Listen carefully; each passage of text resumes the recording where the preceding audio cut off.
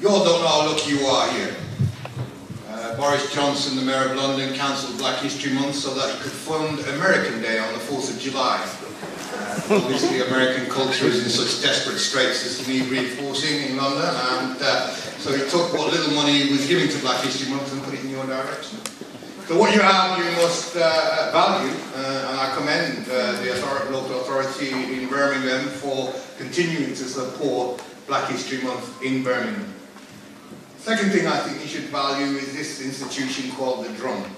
Because I'm forever amazed at the extent to which this organisation seeks to synthesise learning, education, entertainment, edutainment if you like, in a way that brings information to the masses of Birmingham in a way that's progressive, inclusive.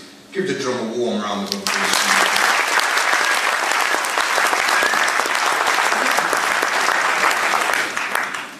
The aspiration is to raise the roof and to extend, and I would hope that in these austere times that people would find enough in their heart to cancel their subscription to Sky and give it to the Drum. You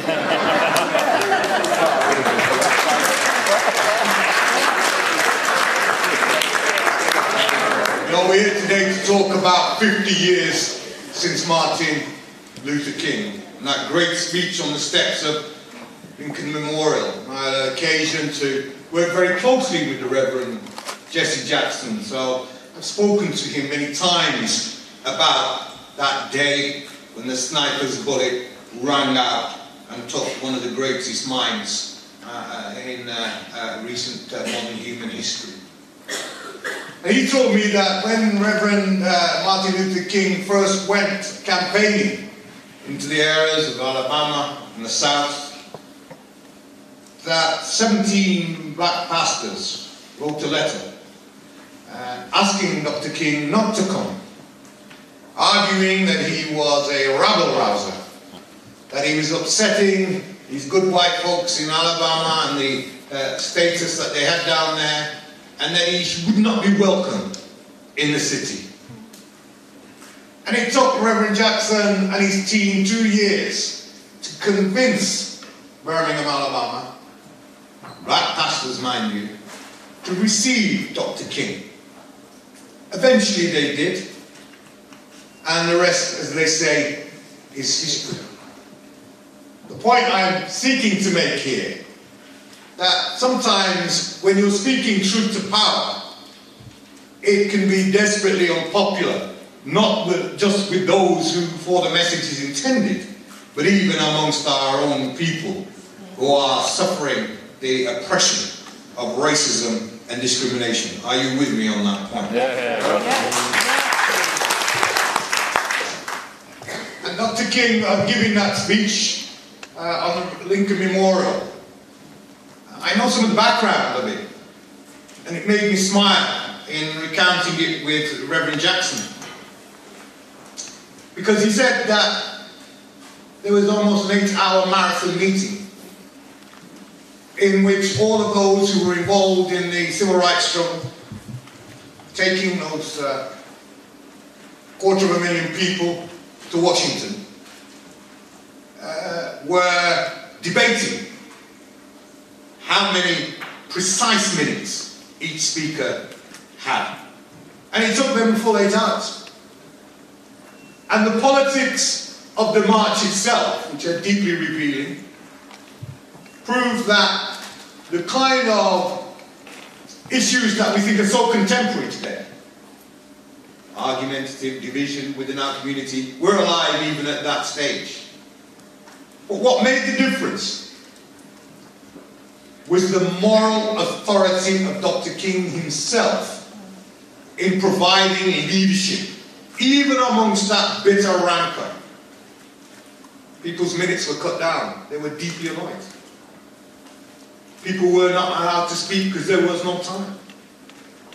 The march even set off without Dr. King. Dr. King and the civil rights, the big 6 leaders, Ralph Abernathy and the rest, had to run to catch up when they were told in a press conference that the crowd would not wait for them and had gone on ahead of them. So these issues that we think are contemporary, I just put it into historical context. What is absolutely clear, what I want to speak about today, is the centrality of the idea of love in the work of Dr. King. I know hearing those words from a black man may discombobulate. may think you're listening to somebody else. Because love is not a subject which is readily discussed, particularly amongst the brothers. But I'm here today to disprove that notion.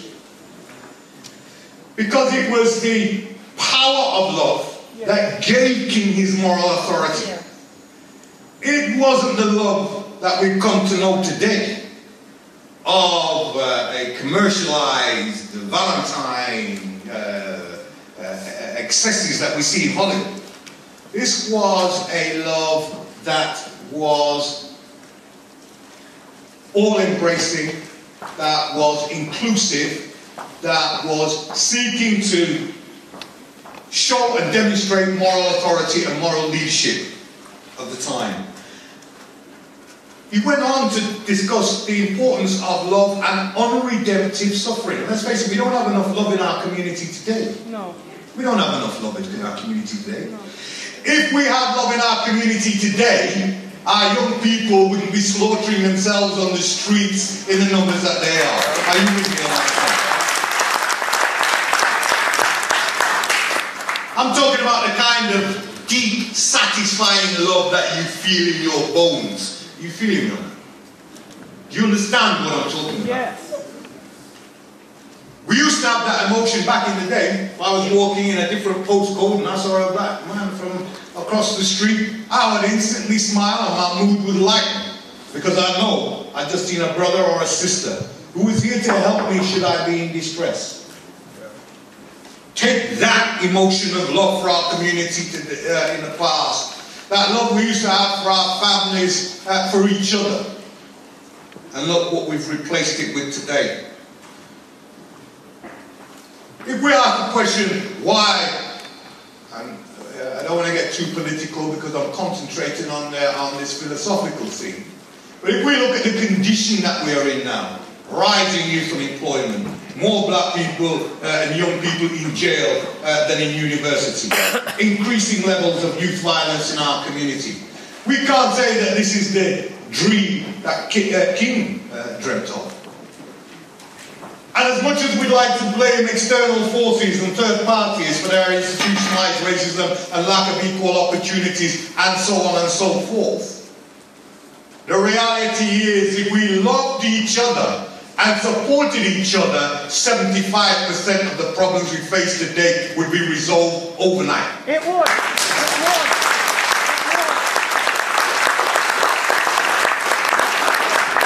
And if anything that his King is teaching us, it is that love for humanity begins with self. It starts with you as an individual.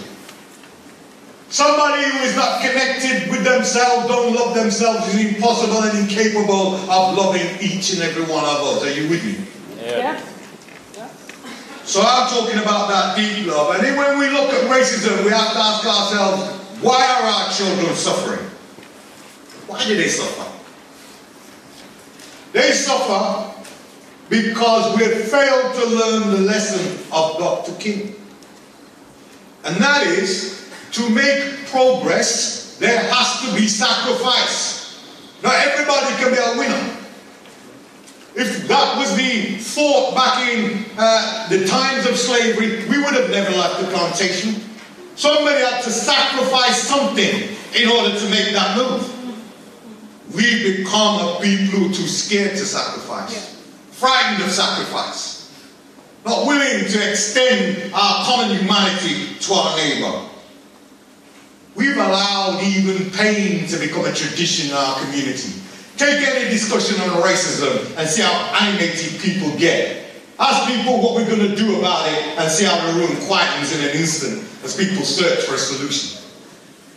We are people who become used to pain, accommodating the pain. In fact, if there's any emotion that we are feeling as a people, It is pain and not love. Are you with me on that point? Yeah, yeah. Try and stay with me, guys. Because a child might not learn much, but he learns everything, and she learns everything she needs to see from your behavior as a parent. You can't be playing gangster booty call on the video, wearing those skirts and running down the road, and then say to your child, be good today. Black men can't be 52 years old, dressed like a 21-year-old, chasing a 17-year-old down the street, and expect to gain moral authority over their voice. I'm a black man precisely because I don't do that, not because I do that. Are you with me on that point? Yeah. Right. What time have we got here? Because you know I will run over time. I'm going to let the crowd dictate when I stop, okay? Continue. You see, we've developed our children into perfect consumers. What do they want as children? They want Mercedes-Benz. They want the label. Yeah. Why do they want that? Because we have taught them that it's important to buy things we don't need to impress people that we don't even know. But he got a car. You haven't spoke to the brother. You don't even know how he got that car. But he got a new car. So maybe, you know, mine's like, maybe I need a new car. What are the people I know who buy a car and rent a house?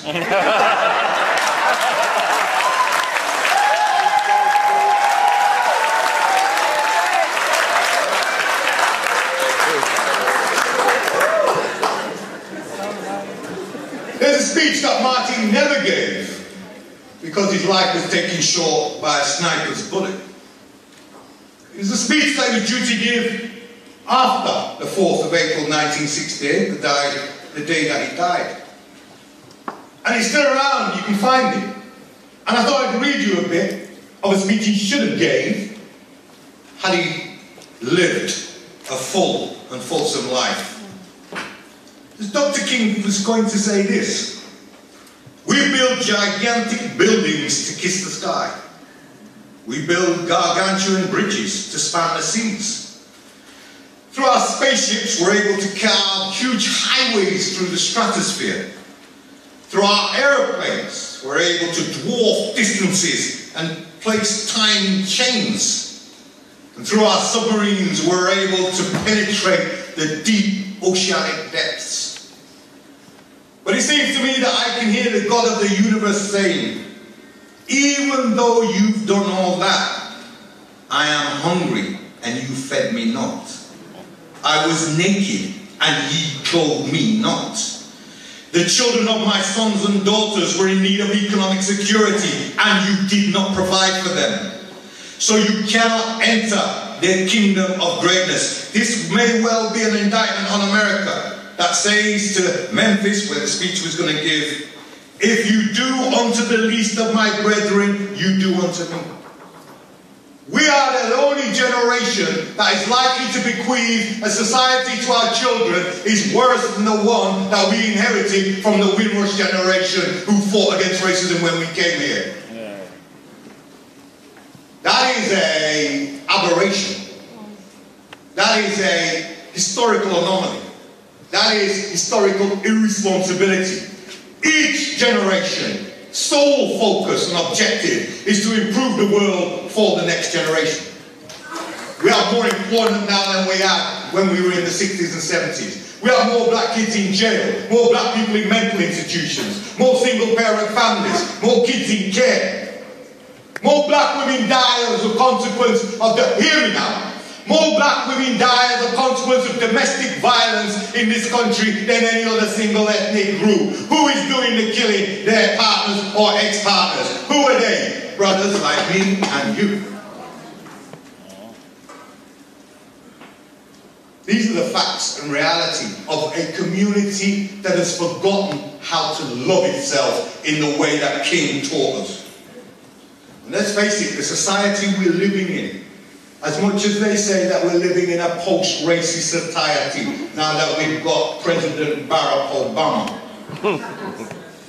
Yeah? Well, you can change the driver at the wheel, but the tank remains a tank, no matter who the driver of the tank is.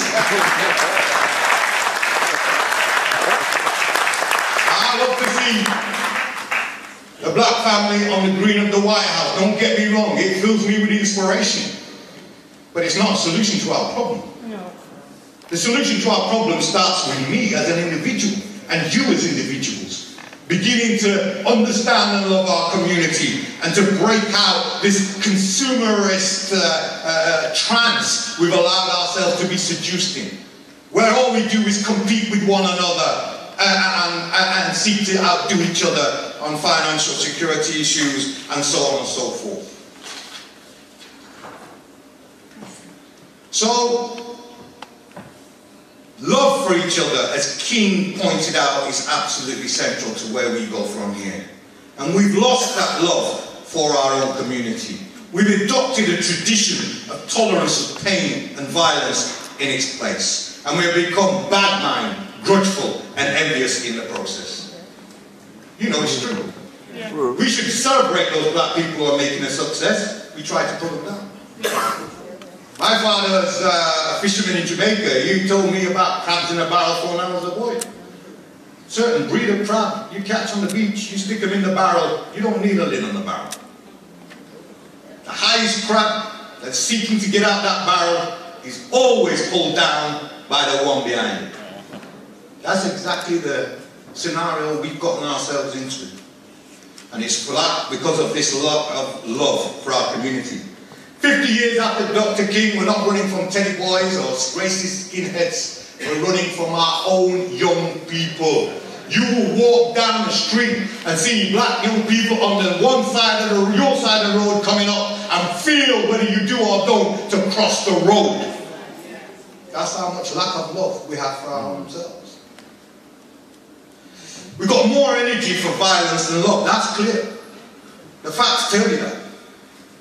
We've accepted pain as our default setting, and we kind of expect our kids to go to jail. We kind of expect now violence to take place on the street. You hear that somebody's died, immediately you're thinking, that's a black thing. You're almost at that point where it becomes acceptable and part of our